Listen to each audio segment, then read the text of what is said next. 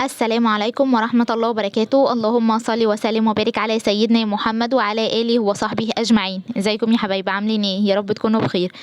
النهارده بقى هنعمل مع بعض فتة بالعيش كده بقى والرز وحاجة وشوية شوربة وشوية صلصة جنبهم. لو انت حابة تحطي على الوش توم برضو ما يضرش، في اللي بيحبوا كده واللي بيحبوا كده. بس الأكل كان في منتهى الجمال وكان طعمه لذيذ جدا والله. والفراخ واللحمه سوري، كان اللحمه كانت مستويه بقى قوي وكان طعمها هايل. بس انا ما حطيتش طبعا صلصه على الوش ولا توم. انا بفضل ان انا اخد على قد ما انا عايزه. قولوا لي ايه رايكم في الاكله. وقبل ما نبتدي الفيديو يا ريت سبسكرايب وتفعيل زر الجرس للقناه فضلا وليس امرا، وتعليق زي العسل كده زيكم يا حبايب قلبي. هنا بقى انا هنا كده اول حاجه هسلق اللحمه. حطيت شويه ميه للحمه، حطيتهم على النار. هسيبهم بقى لحد ما يغلوا شويه كده. وبعد كده الاول هحط عليهم طماطمايه وبصلايه وقرن فلفل على شوربه اللحمه دي كده. مش هحط عليهم حاجه تانية واستنى مثلا، يعني هستنى احط عليهم التوابل. بعد كده هستنى عليهم لحد ما الميه ما تغلي وهضيف اللحمه بقى على طول. حطيت هنا التوابل مكعب مرقه وشويه فلفل اسمر صغيرين، او لو عندك فلفل اسمر حصى يعني فلفل اسمر حب كده، علشان بس لو في اي زفاره او اي حاجه في الشوربه يشيلها. وشويه سكر وشويه ملح. دي الحاجات اللي انا ضفتها عليها هنا. دلوقتي بقى كده انا هسيبهم لحد ما الميه ما تغلي وهرجع لكم تاني. هنا الميه كده كانت غليت. طبعا انا كنت حاطه زي ما قلت لكم بصلايه متقطعه مكعبات وطماطمايه وقرن فلفل والتوابل ملح وفلفل اسمر. لو عندك فلفل اسمر حبه حطي، ومكعب مرقه وشويه سكر. هنا انا بقى حطيت اللحمه. انا اللحمه اديتها بس شطفه بسيطه مش اكتر، يعني ما نقعتهاش في ميه ولا حاجه. اللحمه يا دوبك جبتها كده، او لو عندك في الفريزر تطلعيها تفك شويه يعني تفك تماما. هو مش شرط برضو تفك قوي قوي من التلج، عادي. انما الفراخ لازم. طلعتها كانت عندي في الفريزر، طلعتها فكت الاول وبعد كده اديتها شطفه خفيفه وحطيتها في الشوربه بتاعتها لحد بقى ما تستوي. هنا بقى على مهلها كنت هجهز العيش بس بتاع الفته. طبعا انا مش هحمر العيش دلوقتي، انا بس هجهزه واسيبه. مش بفضل يعني ان انا اقطعه كده بايدي قطع، لا انا بحب اقطعه قطع متساويه زي كده. مثلا بقطع الحجم بقى، تقطع الحجم اللي انت عايزاه. يعني مثلا هو ده الحجم اللي انا كنت عايزاه فكله طلع نفس المستوى. هحط بقى العيش، هجهز العيش كله وهقطعه على حسب الكميه اللي انتوا عايزينها. يعني انت تقطعي العيش على حسب الكميه اللي انت عايزاه. بس انا المفروض ان الفته بيحط عليها عيش محمص، بس ما كانش موجود عندي يعني في الوقت دوت، فحطيت عيش عادي من اللي هو الطبيعي ده. حطيته وبرضو حمصته الاول يعني.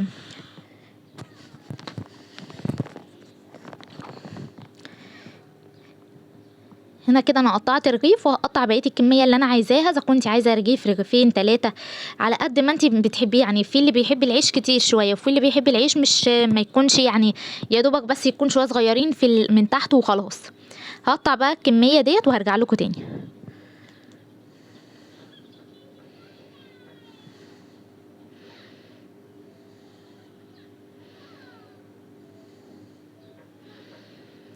هنا كده انا قطعت كميه العيش اللي انا كنت محتاجاها. طبعا شلت الباقي اللي انا مش محتاجاه. دول كانوا في حوالي رغيفين عيش. تقليلي او تزودي حسب الرغبه، حسب ما انت عايزه. هشوف بقى الشوربه هنا دنيتها فيها ايه. هشيل الريمه اللي على الشوربه علشان تخلي الشوربه معاكي فاتحه وجميله وطعمها حلو. لازم الريمه اللي تطلع من على الشوربه من فوق دي تشيليها اول باول. ما تسيبيهاش لحد ما تسقط، عشان لو سقطت في الشوربه هتخلي الشوربه معاكي غامقه وطعمها مش حلو اطلاقا.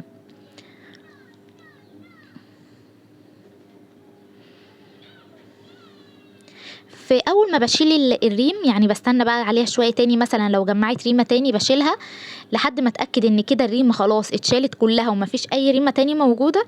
بهدي عليها النار شويه، مش بهديها خالص خالص، لا بهديها شويه صغيرين.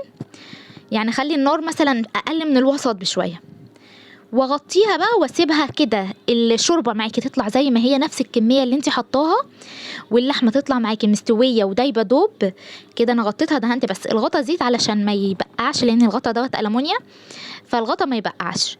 تسيبيها بقى على نار هاديه هتستوي براحتها. طبعا هتكوني حطاها من قبلها بفتره، قبلها بشويه يعني. هتستوي براحتها والشوربه بتاعتها هتلاقيها زي ما هي، مش هتلاقيها نشفت. هنا بقى انا كنت هجهز الصلصه. حطيت الماده الدهنيه اللي انت عايزاها، حطيت معلقه سمنه وحطيت معلقه توم، حوالي فصين توم او 3.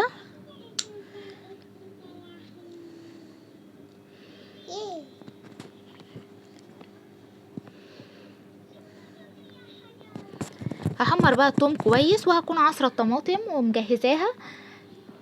الطماطم تكوني مجهزاها ومصفياها. هحمر التوم، وبعد كده هنزل عليه بالطماطم، بس الاول هنزل عليه بمعلقه خل.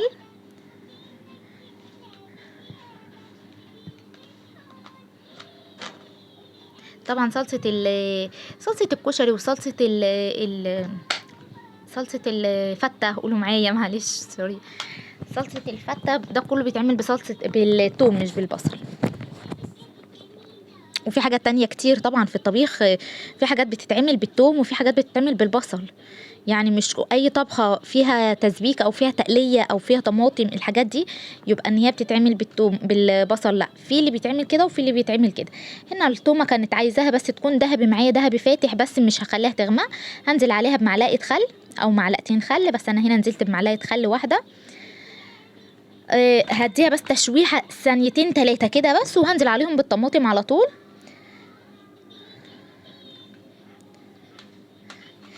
نزلت بكميه الطماطم اللي انا محتاجاها، وهحط عليها بقى التوابل كلها، وهحطها برضو على نار هاديه واسيبها تتسبك كده.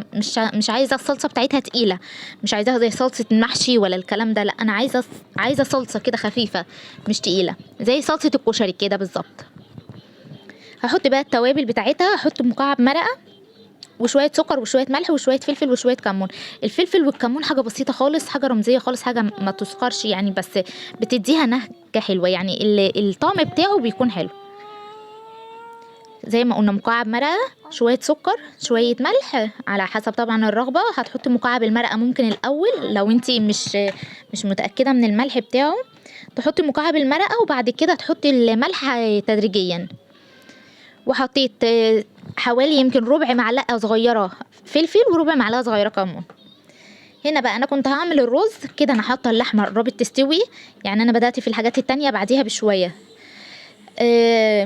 وحطيت الصلصه، وهعمل الرز عشان كله يستوي في نفس اللحظه، يعني انا هطفي على كله في نفس اللحظه ان شاء الله. حطيت هنا الرز، حطيت شويه سمنه، حته سمنه، وحطيت حوالي كوبايتين رز. طبعا الرز بيتعمل ابيض، رز الفته ابيض. هشوحه بقى كويس جدا في الماده الدهنيه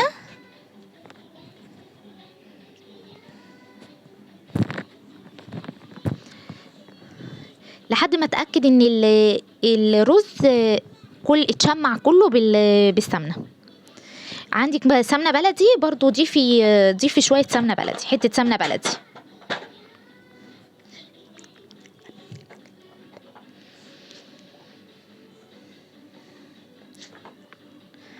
انا كده هنا شوحته كويس. هنزل بقى عليه بالميه والملح طبعا حسب الرغبه، حسب يعني تدريجيا، برضو اي حاجه هتحطي فيها ملح تنزلي بالملح تدريجيا عشان ما يحدقش معاكي. تقدري تظبطي احسن ما تحطي معيار كبير مره واحده، غير طبعا لو انت عارفه الكميه دي بحط لها قد ايه. يعني انا مثلا عارفه شويه رز دول انا هحط لهم قد ايه هيطلعوا مظبوطين، ده اللي انا محتاجاه فبحطه وانا متاكده كده انا حطيت قد ايه. انما لو انت هتعايري مثلا تدريج الملح مش متاكده منه، حطي الملح تدريجيا لحد ما الطعم يظبط معاكي. زودت بقى هنا الميه، ميه سخنه طبعا اللي بتطلع الرز برضو كويس ولو انت مستعجله ما بياخدش وقت، يعني في ما يتشمع بس كده تشوحي الرز كويس وتزوديه بشويه ميه سخنين، ما بيكملش وقت خالص على النار. هشوف بقى الصلصه اخبارها ايه. هنا كده الصلصه كانت خلاص استوت معايا، يعني ده اللي انا عايزاه. بص انا بقلب فيها هي كده برضو كويسه، مش تقيله قوي ولا خفيفه ميه، طبعا مظبوطه. هشوف بقى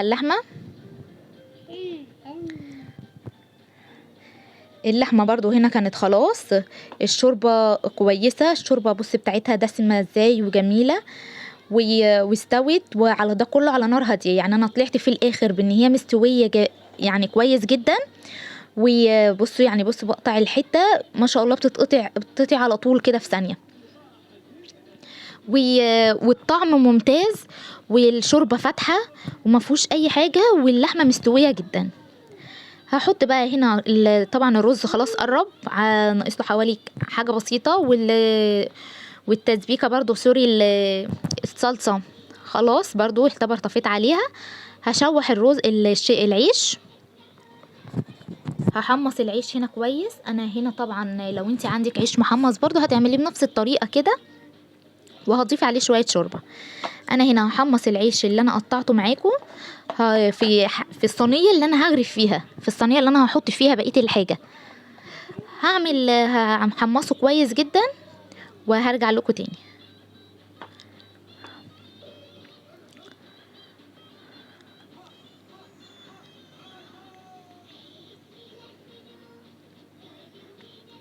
انا هنا بقى كنت حمصت العيش شويه، كنت يعتبر كده خلاص. هضيف بقى عليه معلقه شويه توم صغيرين، يعني مش هكتر من التوم، حته توم بس صغيره كده،